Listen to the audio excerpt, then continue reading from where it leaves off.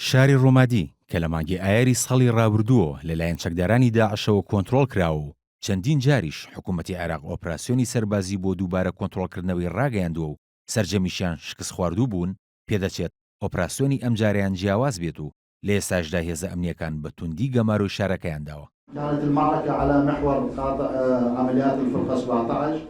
خالد عوبەیدی وەزیری بەرگری عێراق پێشبینی کرد هێزەکانی عێراق بەڵپاڵپشتی هێزی ئاسمانی هاوپەیمانان بتوانن لە کۆتایی ئەم مانگەدا شاری ڕۆمادی کۆنتڕۆڵ بکەنەوە.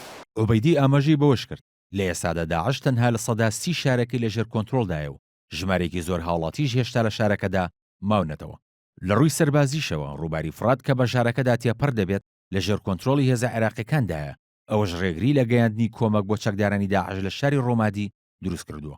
بەپێی هەڵسەنگاندنی لایەنە هاوڵگریەکانی عێراق نزیکەی 300 چەکداری داعش لە شاری ڕۆمادیدا هەن و بەرگری دەکەن. لەو چوارچێوەشدا ژمارەیەک لایەنی سیاسی لە پارێزگای ئەنبار هەوڵ بۆ دواخستنی شەڕی یەکلاکەرەوەی شاری ڕۆمادی دەدەن بۆ زامنکردنی دواڕۆژی سیاسی پارێزگاکە کە ئەوەش نزیکە لە خواست و دیدی واشنگتن بۆ قۆناغی دوای کۆنتڕۆڵکردنەوەی شارەکە.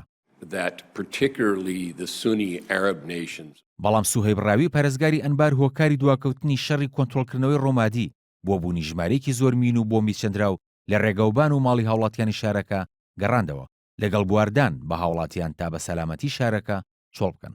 لە هەمان کاتدا فەرماندەکانی حەشدی شەعبی ئاماژە بە بوونی ئەجێندایەکی سیاسی دەکەن کە لە پشت بڕیاری کۆنتڕۆڵکردنەوەی شارەکەدایە ئەوش دوورخستنەوەی چەکدارەکانیانە لە بەرەکانی شەڕ. لەلایەکی ترەوە حکوومەت ژماری چەکدارە سونیەکانی لە پارێزگای ئەنبار بۆ 5500 چەکدار زیاد کردووە. بەڵام سەرباری ئەمانە هاوڵاتیانی ڕۆمادی هاتنی چەکدارانی حەشدی شەعبی بۆ شارەکەیان بە کارەسات ناودەبن و دەڵێن هیچ ناوچەیەک بێبەش نەبووە لە سوتاندن و ڕاگواستن و کوشتن کاتێک ئەو چەکدارانە چوونەتە ناویەوە.